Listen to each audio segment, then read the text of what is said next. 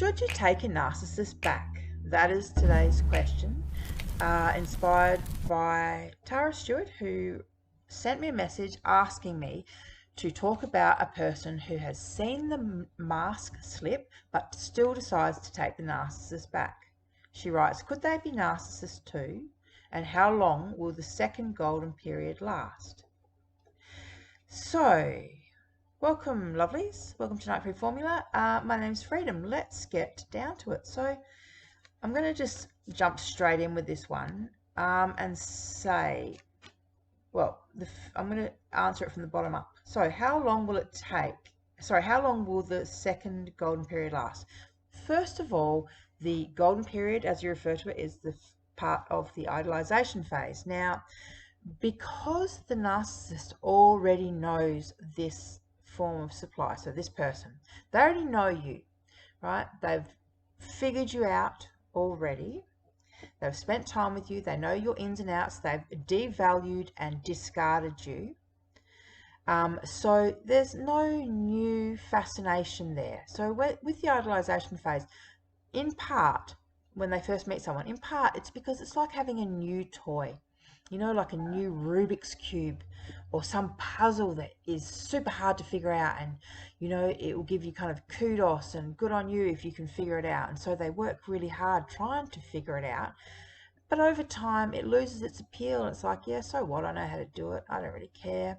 And the thing is, so when you go back to them, when you take them back, they're not thinking, oh, she really loves me. Like, you got to get this kind of train of thought out of your head. They don't think about you loving them. They don't think about them loving you. They just think about what they can get from you. And the reality is that they will only stick around, or the golden period, whatever, is only going to last as long as it takes for them to find someone else to transfer all of those feelings and emotions onto. So, yes, they may come back and it might be a little bit romantic at first, but it's not ever going to be the way it was when they first met you, because they've already figured you out. They already know how to make you work. So they're going to have to put on a lot of, they're going to have to try a little bit too hard this time around. So that takes effort and energy on their behalf, and they don't really like that. So they will be sourcing new supply, because remember that there's a narcissistic injury that's occurred. You know, you left them. You thought you could live without them. That has hurt them to the core. Not hurt them as in, you know, oh, I'm so sad, hurt their feelings, just damage their ego. You know, you were never supposed to leave them. They were supposed to leave you. And if they did leave you, you were supposed to grovel and plead and beg. You know, you weren't supposed to just get on with it. So going back to them basically gives them the opportunity to punish you for all the, you know, the hurt and all the things that you caused them.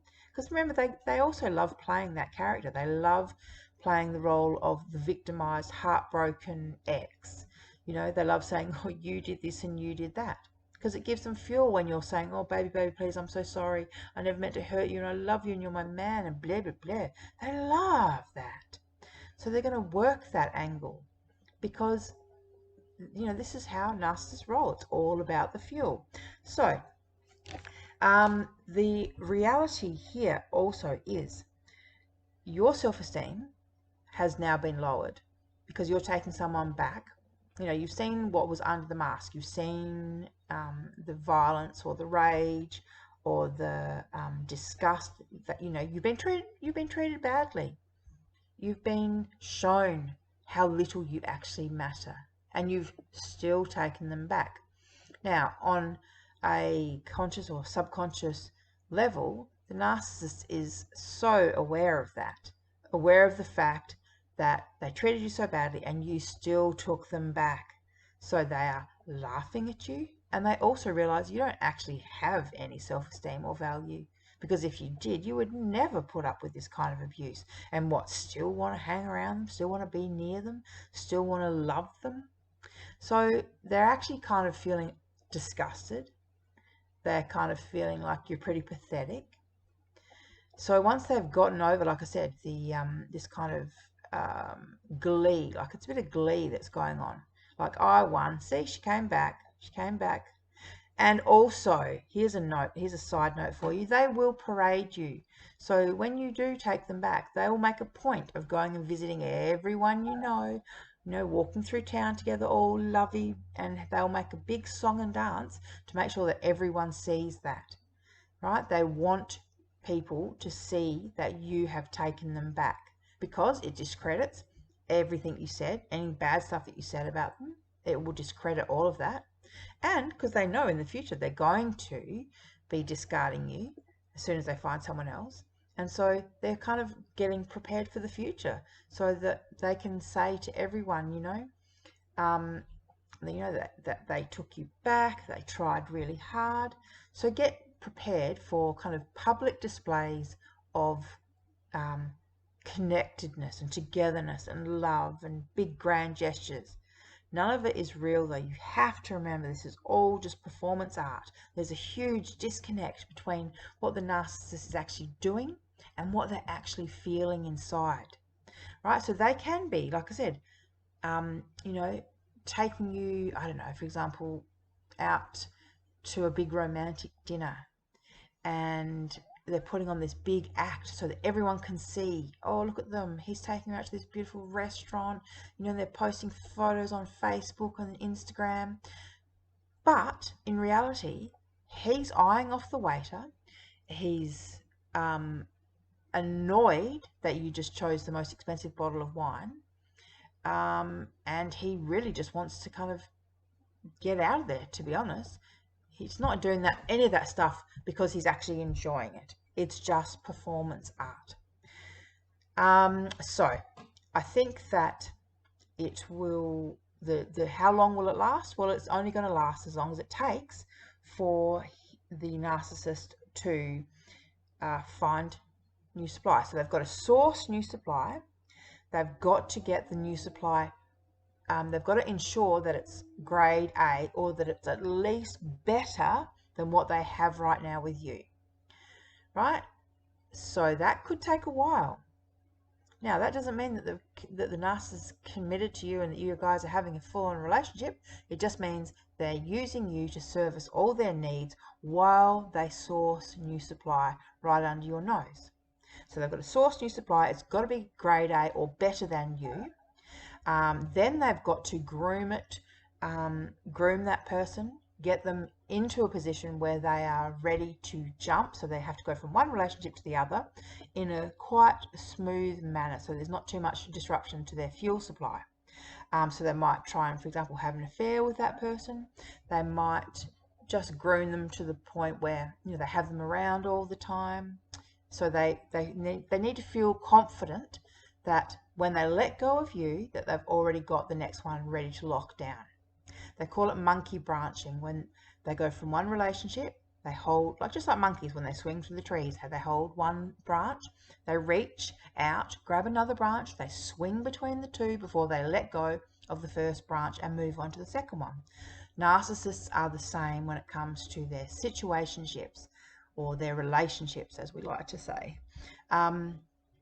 The reality is, like I said, they don't care about the new person, they don't care about you. It's just about them and getting their needs met.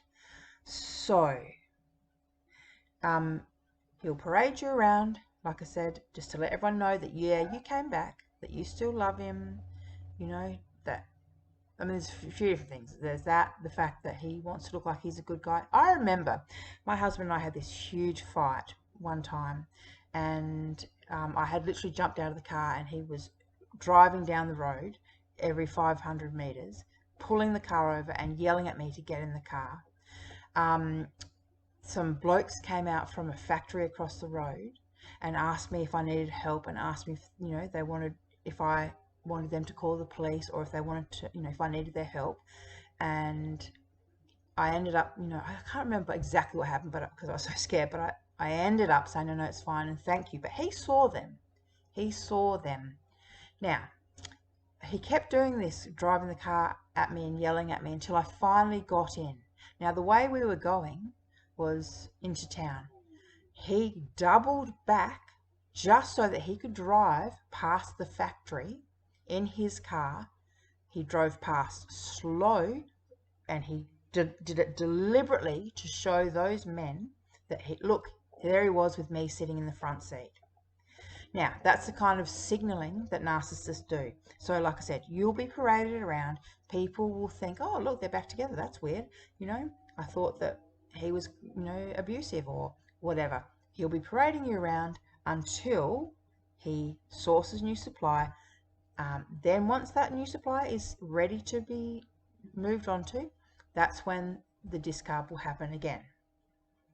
And the worst thing about this whole thing is, now that he knows that you guys are, now that he doesn't believe in the ideal, he knows that you don't believe in the mask anymore. He knows that you've seen who he really is. So he knows that the mask that he puts on, he knows that it's not real.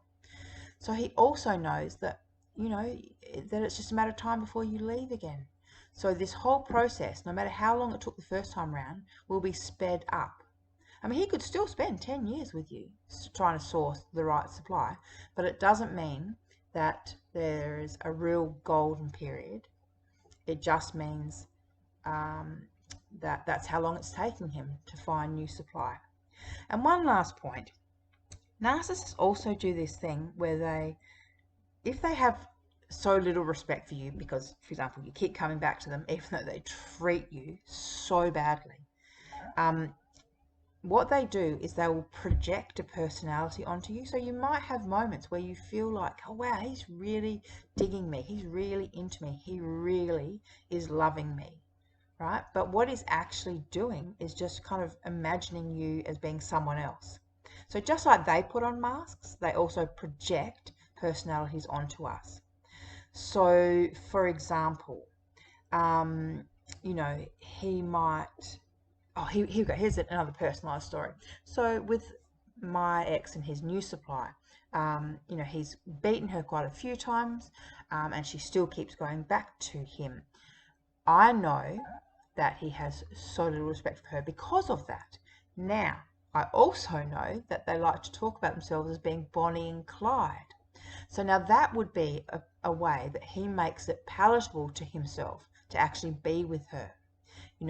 So they project these personalities. So he's projecting this kind of idea of her, as Bonnie, as being, a rebel and a cop killer, and, being this, I don't know, kind of outcast hero. I don't even know how you describe Bonnie. But, obviously she has legendary status. So in his mind, if he imagines her that way, he can avoid the reality of what she really is, which is obviously a woman who's got really low self-esteem and is quite damaged, who will take any abuse, take that level of abuse. So this is what they can do, and they will do. They will take you back, then project onto you, parade you around, then they will source your replacement, and the discard will happen all over again. So that doesn't sound like much fun to me. So if you're thinking about going back to the narcissist, this is why I would say, don't do it, lovely. Do not do it. All right. Get narc free, stay narc free. Bye.